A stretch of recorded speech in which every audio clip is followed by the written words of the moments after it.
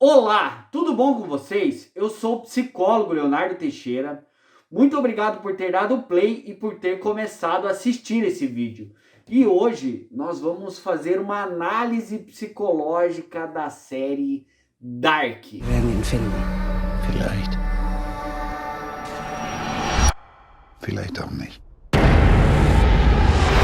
Você sabe qual é a psicologia que tem por trás dessa série? Você sabe quais são os pontos psicológicos que a série aborda? Ou você que está me assistindo, você conseguiu entender a série? Sim ou não? Se você quiser entender toda a psicologia que tem por trás dessa série, faz o seguinte, assista esse vídeo até o final e, obviamente, não se esquece de se inscrever no canal e ativa o sininho aqui para não perder os próximos vídeos, porque toda semana tem 3 vídeos novos sobre psicologia aqui no canal. Beleza? Se inscreve aqui. Bom, antes de qualquer coisa, eu quero dizer para vocês que esse vídeo contém spoiler. Então, se você não quer receber nenhum spoiler, eu sugiro que você não assista esse vídeo. Mas, se você quiser conhecer um pouco da psicologia, fica aí, tá? Bom, muitas pessoas não conseguem entender a série Dark, não conseguem entender os personagens, não conseguem entender o enredo da história. Mas afinal, por que será que as pessoas têm tanta dificuldade? É simples, eu acredito que o principal ponto é que a série não segue uma ordem cronológica. Em um momento você está em 2019, em outro momento eles estão em 2900 e pouco, em 1900 e pouco, outro momento já estão em 2050, daqui a pouco já estão em 1800. A todo momento eles estão em vários anos diferentes. A série não segue uma ordem cronológica, não segue uma lógica, né? A cada momento eles estão em um ano diferente, então é muito difícil, tem que prestar muita atenção. E como se não bastasse, na terceira temporada mostra que tem um universo paralelo, como se já não bastasse toda aquela viagem no tempo que eles fazem em volta da série e todos os personagens voltando no tempo e encontrando eles mais novo ou eles mais velho. Ainda tem um universo paralelo com os mesmos personagens em uma realidade completamente diferente. E isso dificulta muito o entendimento da série, por isso que as pessoas têm tanta dificuldade. Aus welcher Zeit bist du? Die Frage ist nicht aus welcher Zeit, sondern aus welcher Welt.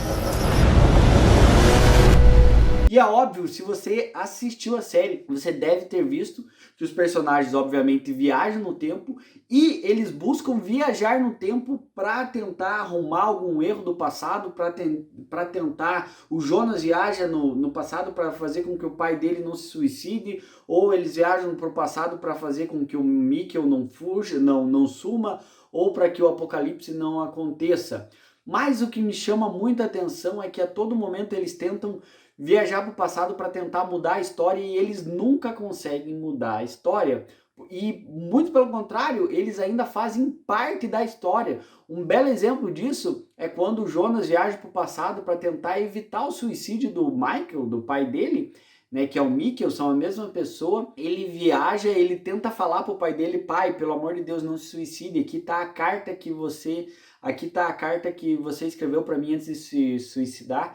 Ele chega pro pai dele e ele acaba incentivando o pai dele, implantando a ideia de ação suicida na cabeça do pai dele, ao pai dele se matar. Ou seja, ele foi um fator desencadeante para o suicídio do pai dele, porque ele veio do passado e ele falou pro pai dele que ele ia se suicidar. Ou seja, eles tentam voltar para o passado, esse é só um exemplo, eles tentam voltar e mudar a história e eles nunca conseguem mudar a história e o ciclo se repete e eles vão fazendo parte da história que eles voltaram. É muito interessante, né? Outra coisa bem legal que eu acho é que todo momento os personagens encontram eles do passado, o Jonas e outros personagens encontram eles do passado e eles têm umas conversas muito legais. Tem um momento que o Jonas está preso no bunker, que aparece o Jonas mais velho e ele fala: me liberta daqui, alguma coisa assim. Ele fala: não, se você não passar por isso que você está passando hoje, de ficar preso, é na segunda temporada, você nunca vai se tornar o que eu sou hoje. Essa frase é muito forte. Muitas vezes o que me passa ali é que a gente tem que passar por situações difíceis, apanhar na vida para que a gente cresça, né? Você deve lembrar do momento que o Jonas mais velho encontra o Jonas mais novo preso dentro do bunker e ele fala isso na porta, não posso te soltar, né? Depois disso, o Jonas mais novo abre um portal e ele sai pelo portal, né? Então é bem interessante essa parte. Dessa forma eu pergunto para você que está aí me assistindo, se você encontrasse você mais novo, o que você falaria? Qual seria a conversa? O que você faria para você se você encontrasse você criança? Você faria para ele cometer os mesmos erros ou não? O que seria? E da mesma forma eu pergunto para você que está me assistindo, se você pudesse encontrar você mais velho, quais perguntas, se você pudesse fazer 2 perguntas para você mais velho, se você encontrasse, quais perguntas você faria? Já parou para pensar nisso? Reflita, como seria o diálogo com você mais velho e com você mais novo? Sondern wann? Uma curiosidade que eu gostaria de falar para vocês como psicólogo, se a série Dark fosse um personagem, se fosse uma pessoa, se a série fosse uma pessoa, essa pessoa seria psicótica, com o ego fragmentado, totalmente fora da realidade. Eu sempre faço essa comparação, se um filme, se uma série fosse uma pessoa, como ela seria?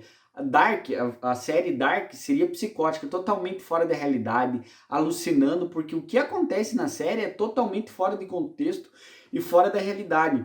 Pra gente assistir a série, além de ter a gente tem que manter uma linha de raciocínio, de concentração muito grande para entrar na certa loucura da série, de viagem do tempo. Eu nem vou entrar aí na questão científica da coisa, né, de buraco negro e tal, porque não é minha praia, mas você tem que desligar aquela chavinha da realidade e tentar entrar na viagem que a série, da ficção científica que a série te passa, porque é muito difícil, tem que manter uma linha de raciocínio, porque sai totalmente da realidade. Me lembra muito o discurso de uma pessoa que está entrando em surto, e eu, cara, quero dizer para vocês que os autores dessa série, meu Deus do céu, de onde que eles tiraram tudo isso? Eles devem ter uma imaginação, uma criatividade muito fértil, ou eles mesmos estavam alucinando, ou estavam bêbados, ou estavam alguma coisa para imaginar tudo isso, porque, meu Deus, é muita criatividade. Imagina a pessoa que criou isso. Ist normal und wir alle sind ein Teil davon. Outra coisa bem interessante que me passa na série, na característica da grande maioria dos personagens, é o mecanismo de defesa negação. E aí você deve estar perguntando assim, como assim o mecanismo de defesa negação? A negação é um mecanismo de defesa que toda pessoa tem, umas mais, outras menos, mas pelo menos uma vez na vida vai ter, que é negar fatos da realidade. E esse mecanismo de defesa está a todo momento quando as pessoas tentam negar a realidade. O Urig tenta negar que o filho dele sumiu ou que o irmão dele sumiu. Ele tenta negar quando ele viaja no tempo e ele volta para o passado para tentar buscar o filho dele, o Mikkel. Ele tenta negar que ele vai ficar lá pro resto da vida, ele não aceita aquilo. O Jonas não aceita que ele vai ser o Adam, não sei como vocês chamam. E assim, o mecanismo de defesa, eles nunca aceitam o que está destinado a eles. O mecanismo de defesa, tanto é que eles lutam e tentam mudar o passado, né? Sugestão que eu te dou é pesquisar canais no YouTube que mostrem a série na ordem cronológica dela. Se não me engano, o primeiro episódio, a parte que eles voltam mais no passado, eles voltam para 1800 e pouco. Você vai começar a assistir pela ordem cronológica, vai fazer mais sentido para você aprender sobre a série. E conta pra mim, você já parou pra pensar a psicologia que tem nos personagens, nas características de personalidade de cada personagem? Sim ou não? Eu parei pra pensar sobre as características de personalidade de vários personagens da série e eu vou falar agora pra vocês.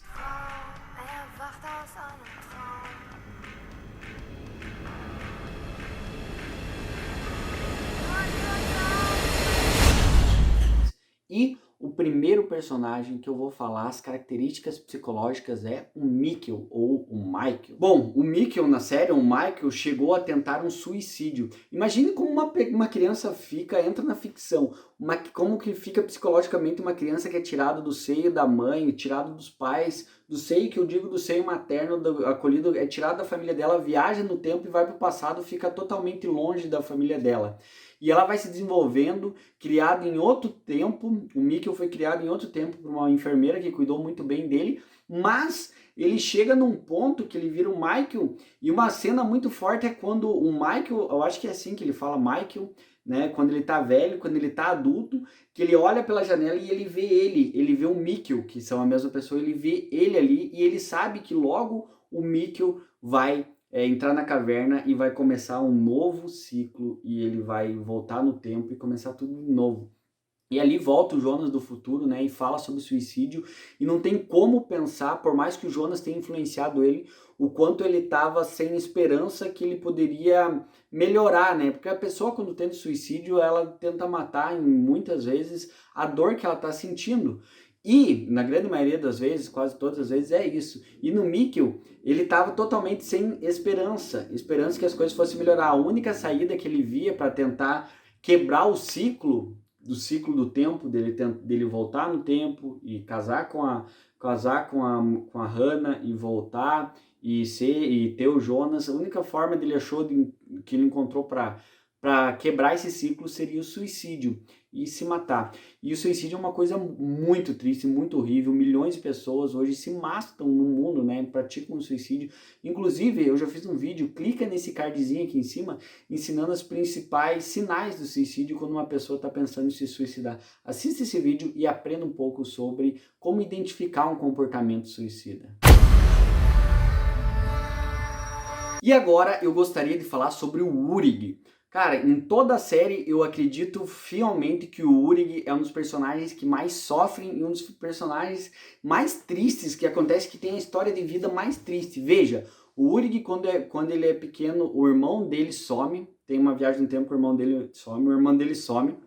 Depois disso, ele é preso, acusado de estuprar a namorada dele injustamente, que ele não estuprou. Depois, quando ele tá velho, o irmão dele aparece novo, morto. Aparece uma cena do irmão dele chegando, morto, encontrar o irmão dele morto com o olho queimado. Depois disso, o filho dele, o Mikkel, que eu acabei de explicar, some. Ele descobre, viaja no tempo, vai atrás do filho dele, não consegue trazer o filho dele pro tempo dele.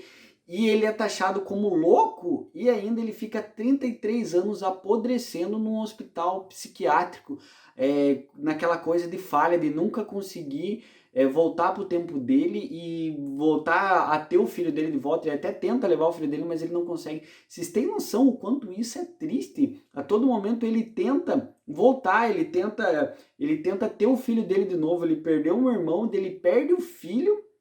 E ele fica lá 33 anos no hospital psiquiátrico olhando para a parede. Imagina o quanto isso deve ter sido triste. Não é 33 dias, é 33 anos. Na série aparece muitas vezes ele velho, idoso já. Isso é horrível, né? Por fim, no final da terceira temporada, ele morre, né? Então a história do Urig é totalmente depressiva e ele literalmente perde a linha de raciocínio, a cognição dele, ele enlouquece, né, na série, porque quem não enlouqueceria, por mais sã que fosse a mente da pessoa, de ficar preso dentro de um hospital psiquiátrico. Eu acredito que é um dos personagens mais tristes da série. Você, concorda comigo ou não?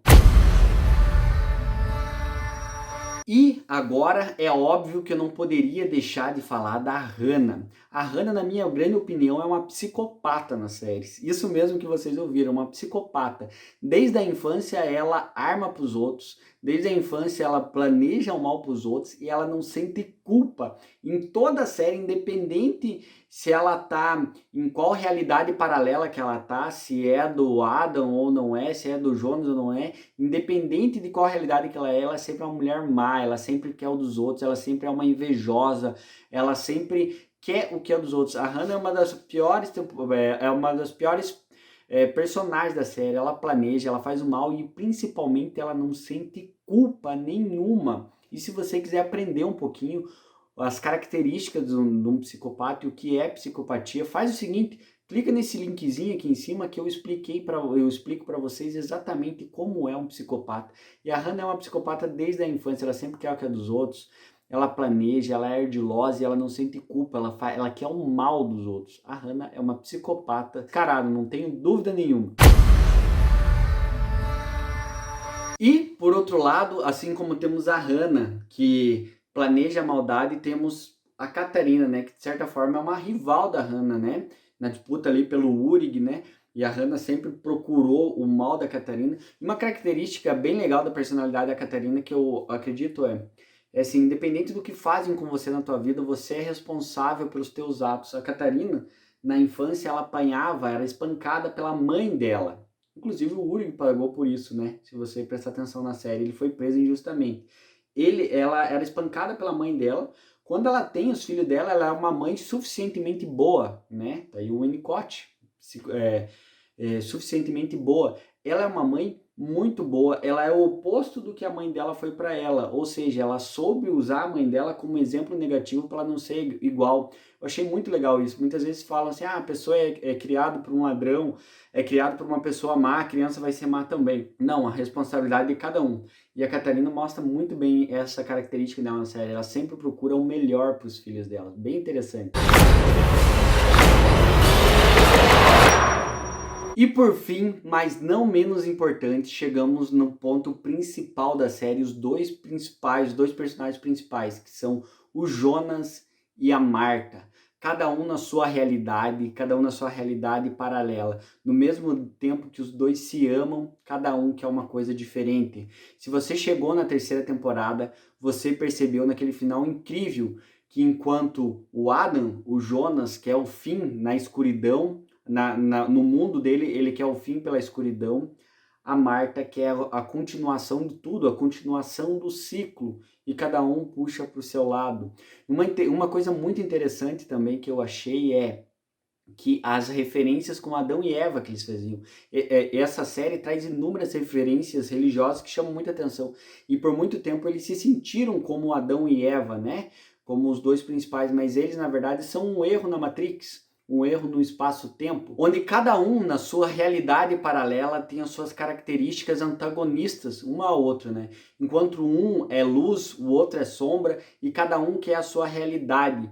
Mas, e por mais que eles se amem nas suas realidades, o Jonas e a Marta desde novo, quanto mais velho eles vão ficando, quando chega o Adam e a Marta velhão, eles aprendem a usar os outros, né? Como vocês devem ter percebido, mas eles eram um grande erro da Matrix, né? Heute ist der Tag, an dem alles angefangen hat. Deine und meine Welt sind in diesem Knoten untrennbar miteinander verbunden. A grande pulo do gato no final que eu achei incrível é que, como a Cláudia descobriu, é que uma analogia que o mais importante de tudo é o equilíbrio, encontrar um equilíbrio do espaço-tempo para que as pessoas consigam viver. Não é nem a versão de um e nem a versão de outro, e sim o equilíbrio. Isso mostra muito também o exemplo da triqueta, que aparece muitas vezes na série. Mas isso é um papo para o próximo vídeo que eu vou explicar, fazer o final explicado de Dark. Espero muito que você tenha gostado desse vídeo e conta pra mim, você que está assistindo aí, o que você achou da série Dark? Tem algum ponto psicológico que te chamou muita atenção? Alguma característica de algum personagem? O que você que está aí assistindo achou da série? Conta pra mim aqui embaixo. Comenta. Você gostou do final? Você não gostou? Qual personagem que você mais gosta? Qual personagem que você não gosta? O que você mais gostou na série? Comenta pra mim aqui embaixo que eu vou responder você. Antes de qualquer coisa, eu gostaria de agradecer a todo mundo que foi lá no meu Instagram e votou e pediu para eu fazer uma análise psicológica da série. Espero muito que você tenha gostado e que você tenha percebido alguns pontos psicológicos de Dark. E por falar em Instagram, se você quiser conversar comigo, vai lá no meu Instagram, Leonardo F. Teixeira, me segue lá e me manda um direct que eu vou responder você. E se você quiser ver mais vídeos como esse, faz o seguinte, se inscreve no canal e ativa o sininho para não perder os próximos vídeos. Espero muito que você tenha gostado desse vídeo. Um grande abraço, até o próximo vídeo e valeu!